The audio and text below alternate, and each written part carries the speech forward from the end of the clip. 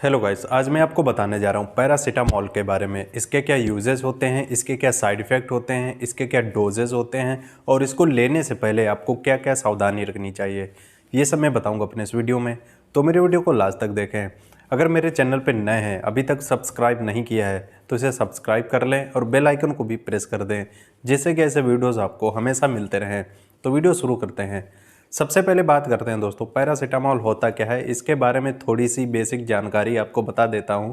दोस्तों, paracetamol antipyretic analgesic NSAID group की medicine है, यानी कि दोस्तों non steroidal anti inflammatory drug की कैटेगरी में ये आती है। दोस्तों, पैरासीटामॉल एसिटामिनोफेन के नाम से भी जानी जाती है।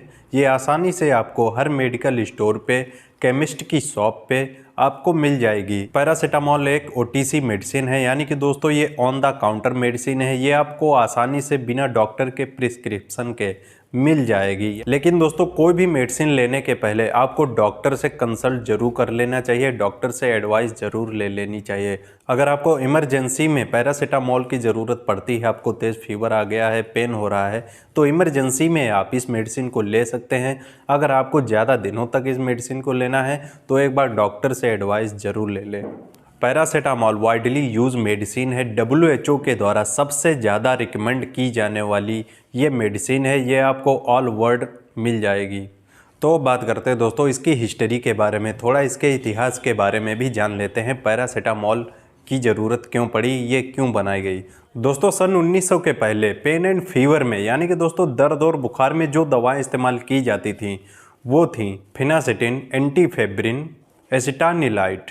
इन मेडिसिन्स के बहुत ही ज़्यादा साइड इफ़ेक्ट थे, तो इसीलिए डिसाइड किया गया कोई ऐसी मेडिसिन हो जो इस्तेमाल करने में बिल्कुल सेफ़ हो और उसके साइड इफ़ेक्ट बहुत ही कम हो। सन 1950 में पैरासीटामॉल टैबलेट सबसे पहले USA की मार्केट में आई। उसके बाद सन 1970 में ऑल वर्ल्ड पैरासीटामॉल का इस्तेमाल होने लगा और ये हर जगह अवेलेबल होने लगी। तो अब बात करते हैं दोस्तों पैरासीटामॉल के यूजेस के बारे में। किन बीमारियों में पैरासीटामॉल का इस्तेमाल किया जाता है। दोस्तों, जैसा कि आप जानते हैं, पैरासीटामॉल एंटीपायरेटिक और एनाल्जेसिक प्रॉपर्टी की मेडिसिन है। इसका इस्तेमाल फीवर को कंट्रोल करने के लिए किया जाता है, या फिर माइल्ड पेन हो रहा है कहीं बॉडी में किसी इंजरी की वजह से, तो उसको भी कम करने के लिए पैरासीटामॉल का इस्तेमाल किया जाता है। दोस्तों, पैरासीटामॉल का यूज़ मोस्टली फीवर को कंट्रोल करने के लिए किया जाता है। दोस्तों, अगर बॉडी में पेन हो रहा है, पेन किसी भी तरह का हो सकता है, हेडेक हो सकता है, बैक पेन हो सकता है, जोड़ों का दर्द हो सकता है, सर्जिकल पेन हो सकता है, मेंस्ट्रुअल पेन होता है, महिलाओं में पीरियड के दौरान जो दर्द होता है उसको भी कम करने के लिए पैरासीटामॉल का इस्तेमाल किया जाता है। दोस्तों, सबसे पहले जान लेते हैं पैरासीटामॉल वर्क कैसे करती है। दोस्तों, कई लोगों के मन में ये सवाल होता है कि पैरासीटामॉल में क्या ऐसी खासियत होती है जो बॉडी के अंदर जाते ही फीवर को दूर कर देती है, फीवर को कंट्रोल कर देती है। तो सबसे पहले जान लेते हैं पैरासीटामॉल में ऐसा क्या होता है जिसको लेने के बाद हमारी बॉडी का जो टेम्परेचर होता है वो कंट्रोल हो जाता है, फीवर दूर हो जाता है। जैसा कि दोस्तों आप जानते हैं, हमारी बॉडी का जो नॉर्मल टेम्परेचर होता है वो होता है 98.6 फ़ारेनहाइट में। दोस्तों, हमारी बॉडी का टेम्परेचर हाइपोथैलेमस के द्वारा कंट्रोल किया जाता है। हाइपोथैलेमस हमारे ब्रेन में स्थित होता है। इसी के द्वारा हमारी बॉडी का टेम्परेचर बढ़ता है और कम भी होता है। हमारी बॉडी में जब कोई इन्फेक्शन हो जाता है, कोई फॉरेन पार्टिकल, कोई बैक्टीरिया, वायरस या फिर कोई भी फॉरेन पार्टिकल हमारी बॉडी में इंटर करता है, तो हमारी बॉडी के अंदर प्रोस्टाग्लैंडिन का सिक्रेशन बढ़ने लगता है और हाइपोथैलेमस इस सिक्रेशन की वजह से डिस्टर्ब हो जाता है, जिसकी वजह से वो बॉडी का टेम्परेचर बढ़ा देता है। इसी कंडीशन को दोस्तों फीवर कहते हैं, हाई टेम्परेचर कहते हैं, या फिर दोस्तों हाइपरथर्मिया कहते हैं। जब पैरासीटामॉल हमारी बॉडी के अंदर जाता है तो प्रोस्टाग्लैंडिन के सिक्रेशन को ये ब्लॉक कर देता है, इसको रोक देता है, जिसकी वजह से बॉडी का टेम्परेचर कंट्रोल हो जाता है, फीवर कम हो जाता है। लेकिन दोस्तों, इन्फेक्शन बॉडी में अगर हुआ है तो वो इन्फेक्शन ख़त्म नहीं होता है। इन्फेक्शन वैसे का वैसा ही रहता है। जब तक पैरासीटामॉल का असर रहता है बॉडी में तब तक फीवर चला जाता है, लेकिन वापस फिर आ जाता है जैसे ही पैरासीटामॉल का इफेक्ट ख़त्म हो जाता है। दोस्तों, इसीलिए पैरासीटामॉल का इस्तेमाल लंबे समय तक नहीं करना चाहिए। अगर आपको फीवर बार बार आ जाता है, पैरासीटामॉल खाने तक नहीं रहता है लेकिन उसके बाद फिर आ जाता है, तो आपको तुरंत डॉक्टर को बताना चाहिए। डॉक्टर पता करेंगे किस वजह से आपको बार बार फीवर आ रहा है, कोई इन्फेक्शन तो नहीं है, कोई और कारण तो नहीं है जिसकी वजह से आपको बार बार फीवर आ रहा है। तो अब बात करते हैं दोस्तों, पैरासीटामॉल पेन को कैसे कम कर देती है, पेन को कंट्रोल कैसे कर देती है। दोस्तों जैसा कि मैंने बताया, जब हमारी बॉडी में कोई इन्फेक्शन हो जाता है, कोई इंजरी हो जाती है, जिसकी वजह से प्रोस्टाग्लैंडिन जो होता है उसका सिक्रेशन बढ़ जाता है। दोस्तों जो नर्व होती हैं वो स्टिमुलेट हो जाती हैं और ब्रेन को वो सिग्नल भेजने लगती हैं, जिसकी वजह से हमको पेन फील होने लगता है, हमको दर्द महसूस होने लगता है। दोस्तों जब पैरासीटामॉल हम लेते हैं, पैरासीटामॉल जब बॉडी में जाता है तो प्रोस्टाग्लैंडिन के सिक्रेशन को ये रोक देता है, उसको ब्लॉक कर देता है, जिससे कि नर्व्स जो स्टिमुलेट नहीं हो पाती हैं और वो ब्रेन तक सिग्नल नहीं भेजती हैं, जिसकी वजह से हमारा जो पेन होता है वो बंद हो जाता है या फिर दोस्तों पेन कम हो जाता है। तो अब बात करते हैं दोस्तों पैरासीटामॉल के डोजेस के बारे में, इसका डोज कैसे लेना चाहिए। दोस्तों पैरासीटामॉल का जो स्टैंडर्ड डोज होता है वो होता है 10 से 15 mg पर kg पर डे। दोस्तों इसी के हिसाब से आपको वेट के अकॉर्डिंग पेशेंट को देना होता है। जो चाइल्ड पेशेंट होते हैं यानी कि दोस्तों जो बच्चे होते हैं, उनको डोज हमेशा वेट के अकॉर्डिंग ही देना चाहिए। जैसे कि दोस्तों मान लेते हैं किसी बच्चे का वेट 10 kg है, तब वेट के अकॉर्डिंग उसको कितना डोज देना होगा। दोस्तों उसका डोज जो होगा वो 150 mg होगा। ये आप हर 6 घंटे पे दे सकते हैं या फिर दोस्तों दिन में 3 बार दे सकते हैं।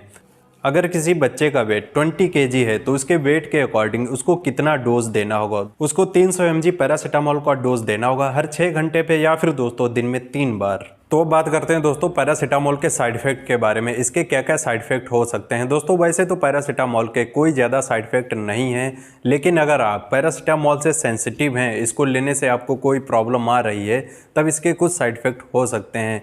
जैसे कि दोस्तों आपको नोजिया, वोमिटिंग, स्किन पे रैसेस आ जाना, ऐसे कॉमन साइड इफेक्ट आपको हो सकते हैं। इन साइड इफेक्ट के अलावा अगर आपको कोई सिम्टम नज़र आ रहे हैं, कोई साइड इफेक्ट नज़र आ रहे हैं, तो आपको तुरंत अपने फार्मासिस्ट या फिर डॉक्टर से संपर्क करना चाहिए।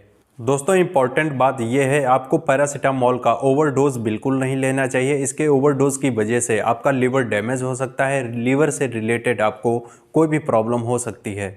तो अब बात करते हैं दोस्तों किन लोगों को पैरासीटामॉल नहीं लेनी चाहिए। दोस्तों अगर किसी को किडनी से रिलेटेड कोई प्रॉब्लम है, उसको किडनी डिजीज़ है, तब भी पैरासीटामॉल नहीं लेनी चाहिए। दोस्तों अगर आपको लीवर से रिलेटेड कोई प्रॉब्लम है, लीवर डिजीज़ है, तब भी इस टैबलेट का इस्तेमाल नहीं करना चाहिए, आपको डॉक्टर की एडवाइस ले लेनी चाहिए। तो दोस्तों जान लेते हैं किन ब्रांड्स के नाम से आपको मार्केट में पैरासीटामॉल मिल जाएगी। दोस्तों पैरासीटामॉल सिरप के फॉर्म में आती है, टैबलेट के फॉर्म में आती है, कैप्सूल के फॉर्म में आती है, इंजेक्शंस के फॉर्म में आती है, इन्फ्यूजन के फॉर्म में भी आती है। दोस्तों इसके जो ब्रांड नेम होते हैं वो होते हैं कलपाल, डोलो, T98, F99, पैनाडोल, एक्टिसिन। दोस्तों इनके अलावा और भी नाम से आपको मार्केट में आसानी से पैरासीटामॉल मिल जाएगी। दोस्तों पैरासीटामॉल की जो ड्रॉप आती है वो 100 mg पर ml में आती है। दोस्तों जो लिक्विड फॉर्म में आती है वो 125 mg या फिर दोस्तों 250 mg पर 5 ml में आती है। दोस्तों ये 300 mg, 500 mg, 650 mg tablet form में आती है। तो बात करते हैं दोस्तों पैरासीटामॉल कौन कौन से कॉम्बिनेशन में आती है। दोस्तों पैरासीटामॉल एंटीपायरेटिक, एनाल्जेसिक है, लेकिन दोस्तों कभी कभी जब पेन बढ़ जाता है, पैरासीटामॉल से कंट्रोल नहीं होता है, तब ये कॉम्बिनेशन में दी जाती है। जैसे कि दोस्तों पैरासीटामॉल प्लस निमोसिलाइड के साथ देते हैं, या फिर दोस्तों पैरासीटामॉल प्लस आइबुप्रोफेन के साथ देते हैं, या फिर दोस्तों पैरासीटामॉल डाइक्लोफेनेक के साथ देते हैं, या फिर दोस्तों पैरासीटामॉल एंटी कोल्ड मेडिसिन के साथ भी देते हैं। जब कॉमन कोल्ड हो जाता है, उसमें हल्का फीवर आने लगता है, तो एंटी कोल्ड मेडिसिन के साथ भी पैरासीटामॉल का इस्तेमाल किया जाता है।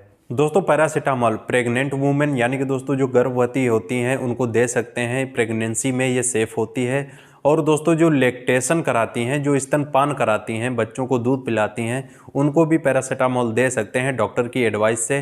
दोस्तों प्रेगनेंसी में पैरासीटामॉल का लो डोज देते हैं, इसका ज़्यादा डोज नहीं देते हैं, या फिर दोस्तों जो डॉक्टर होता है पेशेंट की कंडीशन के अकॉर्डिंग इसका डोज डिसाइड करते हैं। तो दोस्तों आपको समझ में आया होगा पैरासीटामॉल क्या होती है, इसके क्या यूजेज होते हैं, क्या साइड इफेक्ट होते हैं, इसके क्या डोजेज होते हैं, और इसको लेने से पहले आपको क्या क्या सावधानी रखनी चाहिए, किस कंडीशन में सेफ़ होती है और किस कंडीशन में सेफ़ नहीं होती है। आई होप दोस्तों आपको ये वीडियो पसंद आया होगा, तो मेरे वीडियो को लाइक करें। अगर मेरे चैनल पर नए हैं तो इसे सब्सक्राइब करें और बेल आइकन को भी प्रेस करें, जिससे कि ऐसे वीडियोज़ आपको हमेशा मिलते रहें।